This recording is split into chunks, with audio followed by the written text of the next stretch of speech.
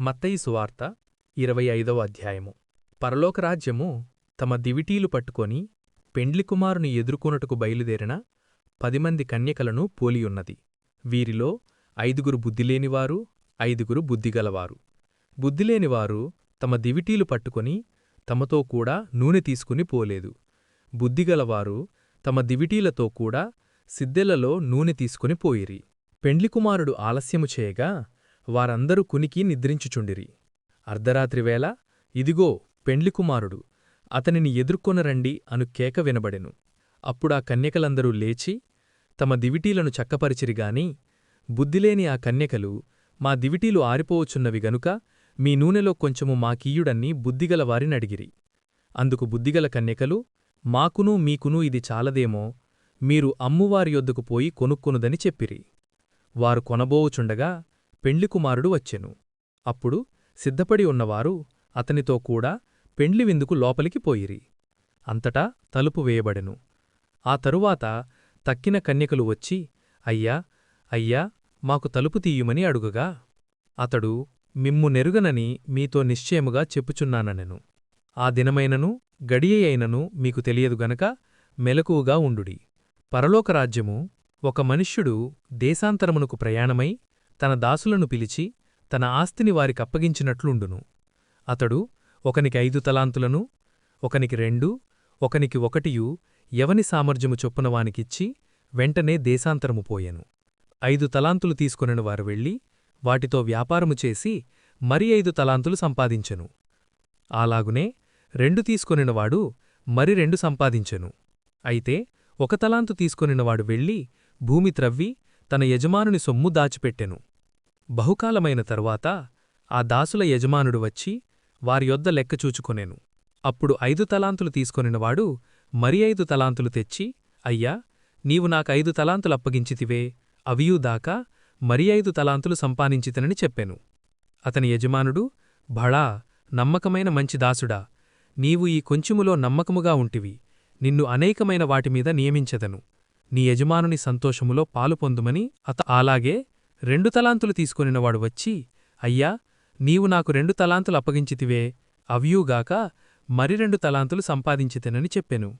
అతని యజమానుడు, భళా నమ్మకమైన మంచి దాసుడా, నీవు ఈ కొంచెములో నమ్మకముగా ఉంటివి, నిన్ను అనేకమైన వాటిమీద నియమించెదను, నీ యజమానుని సంతోషములో పాలు పొందుమని తరువాత 1 తలాంతు తీసుకొనినవాడును వచ్చి, అయ్యా నీవు విత్తనిచోట కోయివాడవును, చల్లనిచోట పంట కూర్చుకొనువాడవునైన కఠినుడవని నేనెరుగుదును గనుక నేను భయపడి వెళ్ళి నీ తలాంతును భూమిలో దాచిపెట్టితిని, ఇదిగో నీది నీవు తీసుకొనుమని చెప్పెను.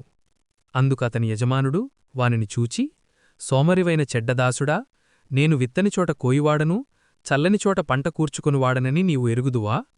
అట్లయితే నీవు నా సొమ్ము సాహుకారుల యొద్ద ఉంచవలసి ఉండెను, నేను వచ్చి వడ్డీతో కూడా నా సొమ్ము తీసుకొనియుండెనే అని చెప్పెను. ఆ తలాంతును వాని యొద్ద నుండి తీసివేసి 10 తలాంతులు గలవానికి ఇయ్యుడి, కలిగిన ప్రతివానికి ఇయ్యబడును, అతనికి సమృద్ధి కలుగును, లేనివాని యొద్ద నుండి వానికి కలిగినదియూ తీసివేయబడును. మరియు పనికిమాలిన ఆ దాసుని వెలుపటి చీకటిలోనికి త్రోసివేయుడి, అక్కడ ఏడ్పును పండ్లు కొరుకుటయూ ఉండుననెను. తన మహిమతో మనుష్యకుమారుడును ఆయనతో కూడా సమస్త దూతలను వచ్చినప్పుడు ఆయన తన మహిమగల సింహాసనము మీద ఆసీనుడై ఉండును. అప్పుడు సమస్త జనములు ఆయన ఎదుట పోగు చేయబడుదురు. గొల్లవాడు మేకల్లో నుండి గొర్రెలను వేరుపరచునట్లు ఆయన వారిని వేరుపరిచి తన కుడివైపున గొర్రెలను, ఎడమవైపున మేకలను నిలువబెట్టును. అప్పుడు రాజు తన కుడివైపున ఉన్నవారిని చూచి, నా తండ్రిచేత ఆశీర్వదింపబడిన వారలారా, రండి, లోకము పుట్టినది మొదలుకొని మీ కొరకు సిద్ధపరచబడిన రాజ్యమును స్వతంత్రించుకొనుడి అని చెప్పును. నేను ఆకలిగొంటిని, మీరు నాకు భోజనము పెట్టితిరి, దప్పిగొంటిని, నాకు దాహమిచ్చితిరి, పరదేశినయుంటిని, నన్ను చేర్చుకొంటిరి, దిగంబరినయుంటిని, నాకు బట్టలిచ్చితిరి, రోగినయుంటిని, నన్ను చూడవచ్చితిరి, చెరసాలలో ఉంటిని, నా యొద్దకు వచ్చితిరి అని చెప్పును. అందుకు నీతిమంతులు, ప్రభువా, ఎప్పుడు నీవు ఆకలిగొనియుండుట చూచి నీకాహారమితిమి, నీవు దప్పిగొనియుండుట చూచి ఎప్పుడు దాహమిచ్చితిమి, ఎప్పుడు పరదేశివైయుండుట చూచి నిన్ను చేర్చుకొంటిమి, దిగంబరివైయుండుట చూచి బట్టలిచ్చితిమి, ఎప్పుడు రోగివైయుండుటయైనను చెరసాలలో ఉండుటయైనను చూచి నీ యొద్దకు వచ్చితిమని ఆయనను అడుగుదురు. అందుకు రాజు, మిక్కిలి అల్పులైన ఈ నా సహోదరులలో ఒకనికైననూ మీరిలాగు చేసితిరి గనుక నాకు చేసితిరని నిశ్చయముగా చెప్పుచున్నానని వారితో అనును. అప్పుడాయన ఎడమవైపును ఉండువారిని చూచి, శపింపబడిన వారలారా, నన్ను విడిచి అపవాదికినీ వాని దూతలకునూ సిద్ధపరచబడిన నిత్యాగ్నిలోనికి పోవుడి. నేను ఆకలిగొంటిని, మీరు నాకు భోజనము పెట్టలేదు. దప్పిగొంటిని, మీరు నాకు దాహమియ్యలేదు. పరదేశినయుంటిని, మీరు నన్ను చేర్చుకొనలేదు. దిగంబరినయుంటిని, మీరు నాకు బట్టలియ్యలేదు. రోగినై చెరసాలలో ఉంటిని, మీరు నన్ను చూడరాలేదు అని చెప్పును.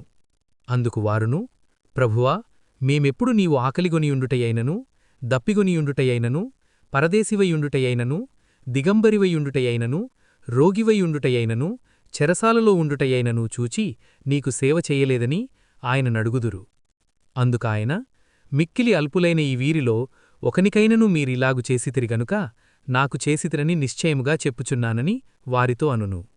వీరు నిత్యశిక్షకును, నీతిమంతులు నిత్యజీవమునకు పోవుదురు.